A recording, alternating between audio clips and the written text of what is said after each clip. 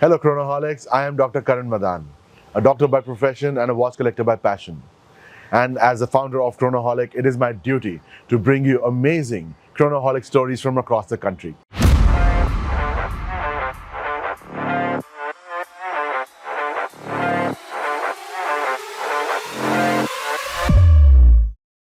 For today's episode, we are in the happening city of Bangalore. And our guest today is Mr. Neel Bhupathi. He is a professional photographer whose work you can see all across Bangalore. And he runs a non-profit organization for the welfare of animals, especially dogs. And that organization helps in the rescue and rehabilitation of abandoned animals. Neel, how are you? Very well, Karan. Always good to see you guys whenever you're here. Oh yeah, absolutely. Great to catch up with you as always. Thank you. We love Bangalore as a city. We've been blessed with amazing weather this time. Every time you guys have come here, it's been great catching up with you all, meeting the entire community here. Yeah. It's always gets everybody together and get to see a bunch of great watches. Yeah, absolutely. We'll get to the watches in a bit, but see, I know you as a great watch collector, and I know you're a pretty vocal participant on the community as well. But tell us, who is Neel the man? I'm Neel. I'm an advertising photographer based out of Bangalore. I specialize mainly in food product, lifestyle, and automobile photography. I also run a NGO, like Karan mentioned. It's called Second Chance Sanctuary. We specialize in the rescue and rehabilitation of abandoned dogs. Wow. In fact, let's talk about that first, because I think that is a higher cause that we, as humans, we should stand up for all kinds of life. What made you start this non-profit? I've always had dogs all my life. I've grown up with dogs since I was a baby. My family's always had dogs, and they've been an integral part of my life growing up. So even today, you have dogs in your house. Right now, we have 6 rescue dogs at home. Oh wow! Yeah, wow. And I think they've rescued us more than we've rescued them. To be honest, isn't that always the case? With pets and animals that you bring to your house. And they have so much personality. Like each of them is so different, and it adds a different dynamic to the household completely. Lovely. But then, because you've grown up with them, and I think you kind of identified a problem in the whole scenario where dogs were not being animals, especially were not being given their due, and they were being abandoned. Right? That's what you saw. So we've seen a lot of that, as I'd say, more since COVID. Oh, really? Yeah, there was a huge spike in people getting dogs during COVID to, I'd say, fill the gap between just trying to and understandably so, trying to cope with the fair enough. situation. Yeah. And once the dogs got slightly older and people went back to work, we saw a lot of people wanting to give them up because it was just too much responsibility and couldn't manage it. Right. Okay. So we saw a huge spike that time, and to date we've exceeded 2,000 dogs being rehomed. Amazing. In the past 4 years. Yeah. And we've mainly specialized with the breeds that nobody else wants to touch. Yeah. So it's the aggressive breeds, it's the bigger ones, it's the ones that people generally can't manage. But we also taken a lot of every dog that comes in our way. Sure. People, please be kind. I mean, treat life like it's precious, because it is. Don't do that to animals. Don't do that to dogs or pets. I'm getting a little emotional here, but let's dive right back into the watches part of it. Tell me, what was your first ever watch? So my first ever watch was a Casio. It was the one with the data bank. The solar and the data bank. Yes, of course. I think that's a rite of passage for most kids in India. I think that was a gift from my granddad, I think, for my 10th birthday, I think. Right. So that's the one thing that kind of got me into it. Yeah. And for me, I think the actual watch that actually got me into it was actually my granddad's watch. Really? Which one was it? So he wore a Tudor Oyster Prince, I'd say circa 1952. The small one, Wow, brilliant. Those watches were beautiful, yeah? So that was actually given to him by his father-in-law as a wedding gift. Okay. And he ended up giving it to me before he passed. So I still have that. That's amazing. As part of my collection, Brilliant. So that's the one that actually got me into, because I saw that watch my granddad's his whole life. So, absolutely. It's more keepsake than you actually wear it. I don't wear it at all. It's just and it's too small too. It's too small. It's very small. Yeah. And from what I can see, you're not a vintage watch guy. No, I'm not a vintage watch guy at all. But then an heirloom is an heirloom and a treasure. Yeah, that's something I'll always stay with me, just sitting in my wonderful. in my safe, So the first watch you told me about, and the watch that you got you actually hooked to watches. What was your first watch that you bought with your own money, or as a milestone? Oh, so when I first started my career, I'd say I was 19, 20. Yeah. The first watches that I bought was obviously Swatch. Nice. And interestingly enough, I was obsessed about Swatch at Yeah, that point. yeah. So Swatch had launched a special edition called the Swatch Permanent. It was a collaboration Okay. with a snowboarder. Okay. Yeah. So and it was limited to I think 150 pieces. Oh wow, Yeah. that limit, huh? Yeah. Okay. So I remember hounding Swatch, Ah, calling their Delhi office Sure. and forcing them to get 100. And they actually got it down. So which that's was actually nice. very That's sweet of very them. nice of them. Yeah. And I still have the watch at home. I wear it once in a while. Lovely. Yeah. Very nice watch. Yeah. Lovely. Black PVD coating and typical Swatch. Typical Swatch. Yeah.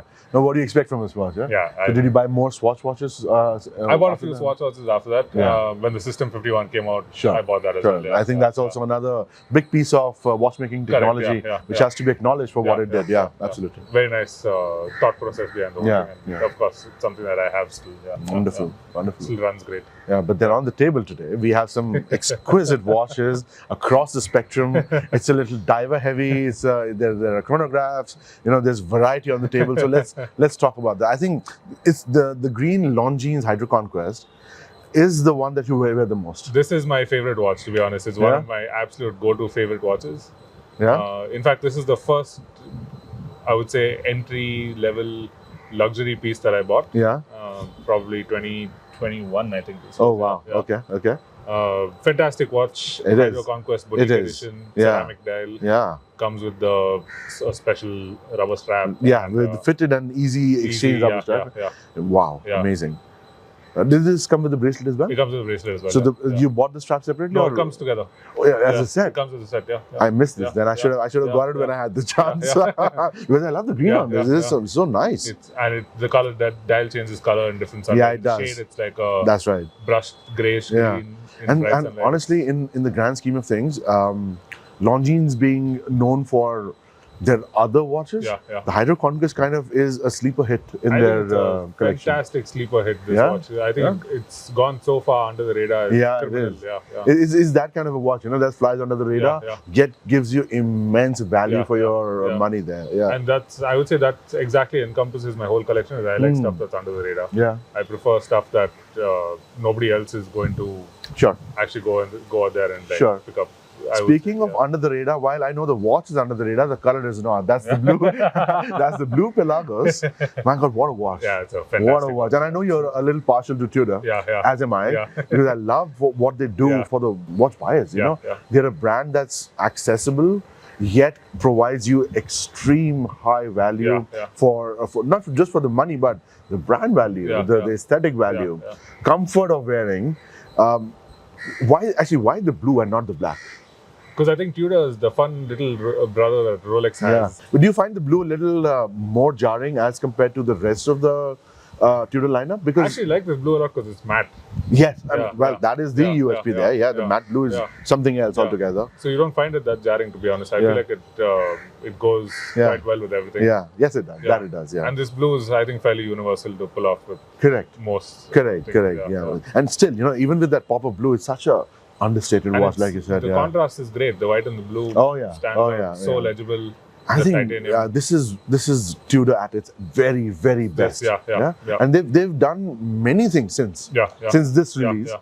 This is almost a decade old now. And yet I think the relevance of Tudor is as good as ever. And I think they're only just going to do more fun stuff from now on. I agree. They're actually going to do more fun stuff from here because they have that kind of bandwidth, so to speak, to kind of take those risks, in bring in new experiments, try out colors, try out sizes, and even in fact this year at Watches and Wonders, to me everybody did well, and there's a whole analysis on Watches and Wonders on YouTube, on our magazine, on Chronoholic website, but to me, I think the winner was Tudor. I feel so too, because even with the 68 launch, I think that's perfect for guys like us. Exactly. That size, I tried it on. Fantastic wrist presence. I would do that with a 5-link bracelet or like a zoom. I think it's only a matter of time that they're going to do that. What I really want though is a date on the black base. If they were to do that, it would be the complete wash for me too. Absolutely. I would probably go and buy all the variants. It's that good. It's that good. So Tudor, amazing. But you're wearing another Tudor. So I'm wearing a two-tone black bay chrono. This actually is very special to me because it's a gift from my wife, my fiance. Oh, look at that! Wonderful! What a gift! This one's very special to me because I'd say this watch is very me because I love the two-tone on Yeah. this. It's a nice like reddish But bronzish. was the two-tone. two-tone a conscious choice as compared to the steel? Yeah, it was. I wanted You were- some variety. I wanted because Sure. I have a lot of steel, titanium, Yeah. leather straps, Yeah, rubber yeah. straps. So I wanted something a Something little different, more, something yeah. more, little blingy Little maybe. blingy, yeah. Very nice. Yeah. Yeah. And it's quite understated. Like it's with the brushing, it's quite. Yes, like, it is. constant. Yeah, You it's don't- doesn't- you yeah. want the bling for the Yeah. gold, but it's not popping. Yeah, it it's doesn't pop, not yeah. jarring to Yeah, your yeah, eyes. yeah. I see that Yeah. absolutely. And I Wonderful. like watch. the dial layout. Everything is Yeah. perfect about this watch. Yeah. Sits Yeah, the comfortably Black on Bay this, Chrono, yeah, and yeah. in itself, Yeah. what a watch. Sits like super comfortable on It the is, wrist. Like yeah. goes with everything. Again, wearing comfort of Tudor Yeah. off the charts. Unmatched. Yeah. Yeah. While we are still on the topic of this wonderful watch, you said the two-tone was your choice. Yeah. But did she also have a role to play in making this choice? Oh, she's very supportive. She said, "Just send me a link and I'll figure it out." So nice of her. She said, "Don't worry about anything else." Yeah. She's extremely supportive of this hobby, and I'm very, very grateful. Yeah, for that. wonderful. Yeah. And you know what? There's a broader theme here. Yeah. This is something that I've discussed with a lot of men who Yeah. are enjoying the hobby, of course. And I've seen the men who include their wives or girlfriends or, Yeah. or significant others Yeah. into this hobby. I'm not saying to get them as deep in it as us, but at least make them a part of it. Yeah. Make them a part of the decision-making journey, yeah. of the aesthetic journey. Yeah. Those guys tend to enjoy the hobby a lot more freely. Definitely, I fully agree. Yeah? Yeah. The guys who tend to not do that, they say, maybe for other reasons, sure. One of the reasons is like, you know what, this is my zone, Correct. my own place where I unwind. So I don't want my family to be a part of it. And that's fine, it's okay. Those guys tend to not enjoy the hobby as much. Right. Yeah. Of course, there's no actual comparison here, Yeah. but I've seen this change and I've seen this trend. Yeah. So I'm glad that your fiance is supportive Yeah. and you're getting married in a week. In a week's time. Oh my God! Hearty congratulations, Thank man! you. That Thanks is a lot. amazing Thanks a news. lot. That's Thanks. beautiful. So, well, thank you, ma'am, for getting our man there, and we're very grateful to you. Okay, we've talked about the Tudors on Yeah, your wrist, the Longines. That's more or less the diving style watches that Right, we've yeah. done. Let's move on to the very classic chronograph here on the table. I'm especially partial to the Navi, of course. This is the 46mm. It's a 46. Yeah. This is the previous gen Previously. with the wing logo. Correct. I like the Yeah. ones with the current AOPA Yeah, logos yeah. On the dial, but I think this has a certain charm to it. I love this. It's Yeah? got that old world charm to it. It's, Yeah. Especially it's done in gold. Yes, exactly. That is the only accent. Right. All right? You Yeah. know what? The Yeah. blingy accent Yeah, on the yeah, watch. yeah. Otherwise, the watch is Yeah. so cool, so nice.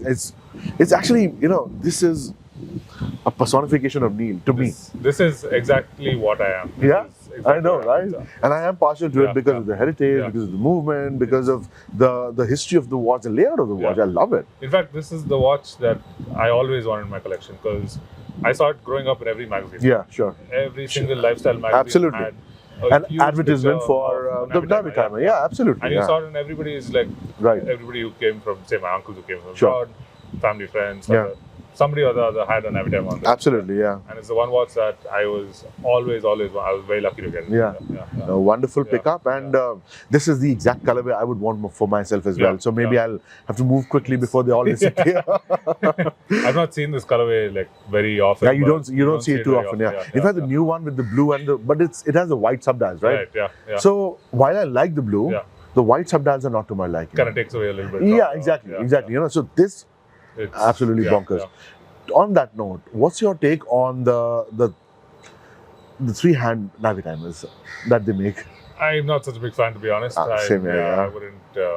To me, if it's not a chronograph, it's yeah, not a Navi it's timer. not a. It's yeah. supposed to have that pilot's edge to Correct. it. The Yeah. tools for a pilot to utilize and on the fly. Yeah. I mean, it's meant for Yeah.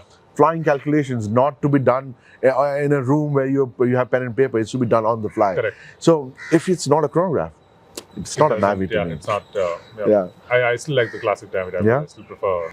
At the same time, but would you go for the green or the one of the other colored Navi timers? Would that make sense? I actually like the colors that they're putting out right now. Yeah, they're nice If I colors. remember right, there was a salmon dial, I think. Yes, there is. Yeah. But that's on the smaller one, right? 43 41, millimeter? I think the 41. 43, Yeah, 41. yeah, I think yeah. 43. But So- if it's a 46, I would still go for the classic color. Yeah. then. I think I agree, and Yeah. I kind of hear you there because for me personally, I would also go for the 46. Correct. That makes more sense to me. Yeah. And it is a Navi, right? It was made in a 46 For mm this, case yeah, size. yeah. It was made to be this Right. big and chunky Yeah. and to have that wrist presence, to be easy to operate.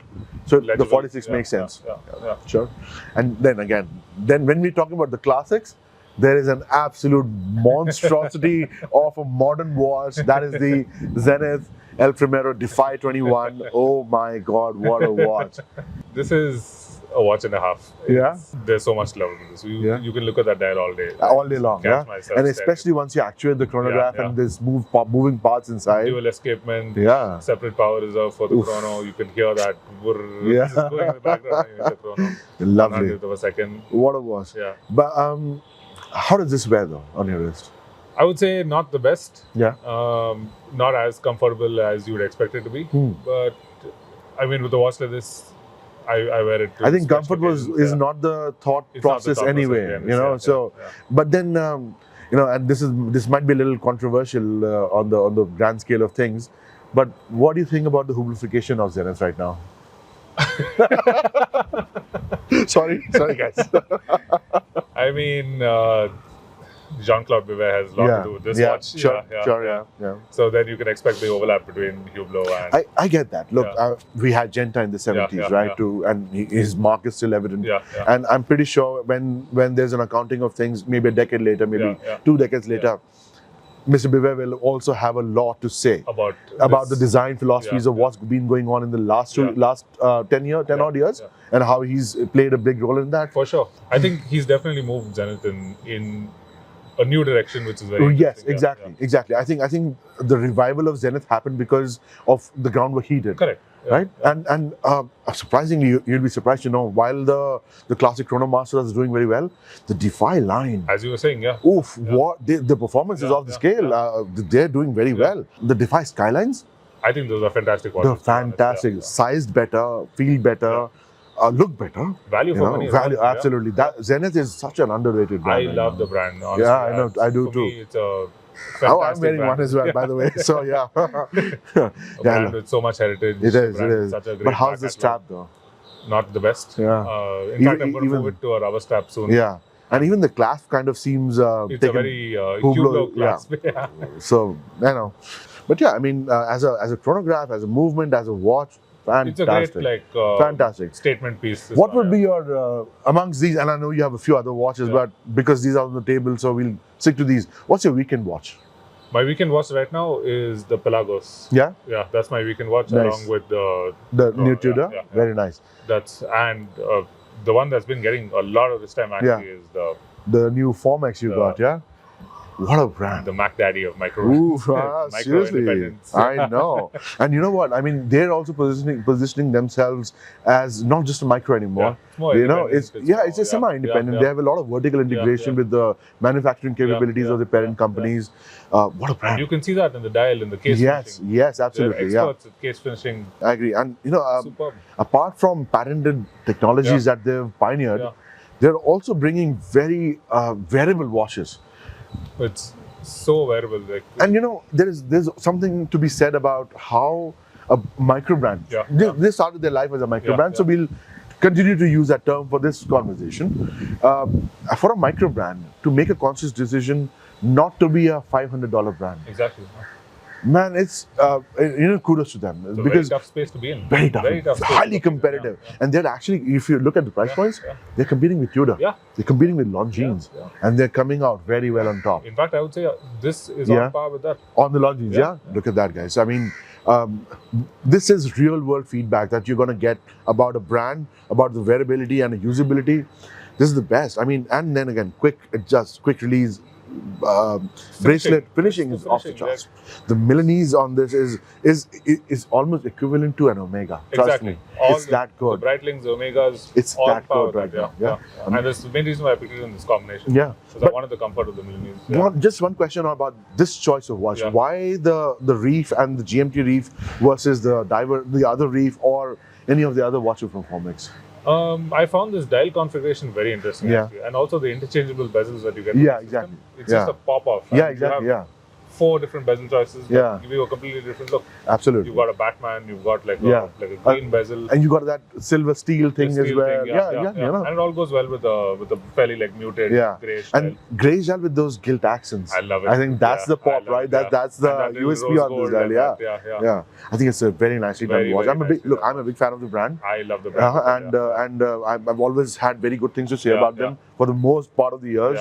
And this is a testament to actually how good it is, because when seasoned collectors like Neel go for such brands and go for such watches, there's a lot to be said there. And fantastic customer support. Oh, amazing the guy replies personally. Where else can you call that a USP of the brand? None of these people will ever respond to you directly. Forget about getting a response immediately. Yeah, exactly. Go through this retailer, go through the service center, and these guys make sure that you're happy with your product. They'll go above and beyond the call of duty to make sure that you're getting the best product. Good prices too, competitive, very competitive, and customer service, like we said. Raphael sent me the springs for the bezels, in 4 days. Wow. Landed at my doorstep. Oh, wow. With a video from him about how to change it. We've spoken about the watches on the table, right? But at this point, what are your 3 most favorite watches in your collection, and something that you... Outside? Not outside, we'll come to that. That's a separate question. But in your collection, what are your 3 favorite watches? Or absolute favorite? You said this is your absolute favorite. That is my absolute favorite. That's the one that goes with me everywhere. It's my travel watch, it's my fishing watch. Lovely. It's my... everywhere. That watch goes with me everywhere. Yeah. Apart from that, I really like the Zelos that I got from you. Yeah. The DMT. Oh yes. What a watch. That too. A fantastic tank of a watch. That, in fact, that gets a lot of this time. Yeah. Nice. I'm glad to see it getting used. Gets a fair amount of this time, and more so, I find myself moving towards the Pelagos. Yeah. That's just a wonderful for the lightweight. Everyday comfort, and especially that world-class clasp. Man, this adjustable clasp is a work of art. I wish I got that on this, man. On this too, I wish I got that on this, Actually, they're not doing the 5-link or on the 2-tone right now. No. But if they were to do that, you would also get the T-fit clasp. Correct, exactly. So if I hope they offer you something like that, because that will be a good addition. That's something that will be a great addition to what. Super. What's on your wish list, or what's coming next? Right now, I would like to get what you're wearing, the Chronomaster. The Chronomaster? The 42 exact one? I would like to get the same one, At some point, I would like to get that. But the 42 is this is gone. I mean, the bigger size that they do is 41, right? I'll the Chronomaster Sport. For that, right. On the grey market, I guess. Right. Okay, interesting. But right now, I'm actually very, very content with my collection. I'm extremely happy with my collection. Very nice. I'm not actively looking for anything else right now. Sure. At some point, eventually I would like to get like a No Date sub or something. Sure. No, fair enough. That'll be a nice addition to your collection, but not something that you're missing right now. Not something I'm missing at all. In fact, I'm not missing anything, to be honest. I'm very, and you know what? Very may I make a suggestion here? Rather than the No Date sub, I wish you would look for the Deep Sea Dweller. That's also been on the red line Sea Dweller. The 4000. No, not the sub 4K. The Sea Dweller 4K, not that one. The red line SD43, the Sea Dweller 43 with the date and the red line text. That the 43, the variability, especially for your wrist, the variability is off the charts. That's actually something that, in fact, I think we had this conversation. Yes, we did. About it. I remember that. So that would be a better addition for you in terms of a Rolex diver. Right. But honestly, I think Rolex makes different watches, better watches. Right. If you were to look at that, a Sky Dweller, honestly, with your theme of watches especially, would work better. Maybe. Just a suggestion, of course. In the end, decision is yours. I can only help you along the way, but Now, coming to a question I love asking people. Any regrets in the hobby?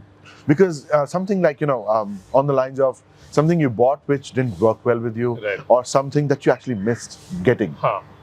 I think what I realized is more so in the past year or so is not buying a size that doesn't work for me. So now I've figured out anything below 41 is just not working for you. Fair enough. I think I explored a little too much with micro brands last year. And I'm going to cut back from that. But I did enjoy the space a lot. As it should be. I mean, I know, what, micro brands are very nice to enjoy. Exactly, But then, you have to be very discerning as to what you're getting. Correct. It's very easy to get swayed and buy a lot of stuff. And it happens with a lot of us. It happened to me as well. With Seikos and micros, you tend to go overboard. You say, I want to try that, try this, try that. happens. Yeah. But to realize where your tastes actually lie, Yeah. and there's a clear theme emerging with how you've shaped your collection. Yeah. I can see nothing is below 41 millimeters. Nothing. I'm seeing 42, 43, etc. Yeah. If that's you, that is what you should do. Exactly. Yeah. Find your space. Yeah. That's very important. And that also speaks to a very nicely enjoyed journey. Exactly. Yeah. Things come and go, things happen, but you find your niche. But for me you find now, your place. I feel like it's taken me like 4 or 5 years to come to this space. Yeah. Of Yeah. understanding what really Very works nice. for me and Very my nice. taste. It's pretty similar thing happened to me as well. Yeah. I actually got into the whole trend of smaller watches. I tried 36, 37, 39. You tried 36. I did, and I did not like it. I did not like it. Anything below 40 does not work. Yeah. 40 is the bare minimum I'll go. I've also gravitated towards the larger watches. Right. I've come back to my taste actually. Yeah. I started there, but then I went into the whole trend of smaller watches. There are some amazing watches out there. Yeah. I'll not deny that. The BB58, for example, Oh yeah, of course. is a fantastic Awesome watch, but I just don't like how it sits on my wrist. Exactly. Yeah. So I'll always come back to a Black Bay 41, maybe the new the 43 millimeter 68 eventually. So I realized what I like. And that's the thing I like about Tudor right now is, sorry to bring it back to No, Tudor, please, yes. But they're making a watch for every collector. Absolutely. They have Making something one for everyone. For a small wrist, for a mid-sized wrist, a large wrist, a used wrist. Everybody has a watch. In their You have line. divers, you have three-handers, you have chronographs. Yeah. You have everything under the sun with Tudor, So you'll find something for yourself there. Yeah. What a brand. I love it. Yeah. I absolutely love it. Just to veer on the philosophical side of things, we've already had kind of dabbled into the philosophy of collecting, but what do you think the watch hobby, the collecting hobby, can mean a lot more than just simply throwing money and buying stuff? I think it's when you actually peel back, you can do that. You can throw money and buy a lot of. And that's what's happening stuff. these days, right? Yeah. But at the end of the day, I think it's a very personal journey. Yeah. You get into this to kind of reflect your personality. That's right. Yeah. That's right. If my whole philosophy in this whole, I wouldn't even say philosophy. I just like the fact that I feel like this is just an extension of my personality. That's right. Yeah. That's right. So a lot of this stuff is fairly understated. Some of it is a little big, some of it is colorful. Sure. But I feel like I don't think we need to get into the whole throw money at everything and buy a lot of stuff. I think it's a part of it. I mean, it happens. Yeah. Sometimes it does happen, and it's fine to do that. Yeah. But it's also important to realize, like we just discussed, that find your niche, find your choices, know what you want, and then maybe double down on that rather than keep buying stuff that you're just trying for the sake of trying. That's why our meets are important. Exactly. You get to try a lot of stuff that you would otherwise not get to try. Yeah. I've seen the most varied bunch of watches at our meets. Exactly. Even this time around in our meet, 30 odd people, over 500 watches on the table, and the variety was mind-boggling. Anywhere from HMTs all the way to Pateks. Exactly. Everything was available to try, to see, to appreciate, and that's how we pull in. We not only maintain the interest of the old guard of collectors, but also pull in the young crowd, the new crowd. That's the fun part of it, because you get to see stuff that you probably wouldn't see even in an AD over here. Yeah, absolutely. Yeah, definitely. And you get to try it on, feel it, see if it works for you, doesn't work for you. Sure. And I keep telling people this. Watches bring us together, but we stay for the brotherhood and for the people we meet. So, to close this out, is there a message that you would like to give out to fellow Chronoholics, new collectors, seasoned collectors, and to the world out there? I think enjoy the hobby as much as you can. That's one thing I'd say, but don't go overboard. Yeah. Enjoy the hobby, and I think it takes time to kind of find your niche. Yeah, it does. But in the process, I think it's a fantastic journey to be on. Yeah. Whilst being very mindful of how you spend your time and money. Certainly, exactly. No. Wonderful words. Something that is a recurring philosophy at Chronoholic, and we promote this because while we want you to buy more, enjoy more, but it's also good to be cognizant about your spending habits and how much you should spend. Very much. Very much so. All right, this has been actually wonderful. Neel, thank you for the time today. It's been absolutely smashing to talk to you, man. You're a fantastic collector. You're a great friend to Chronoholic and to me personally, and I thank you for that. Thanks. And we'll be back with another episode of Chronoholic Stories very soon. Stay tuned. Thank you.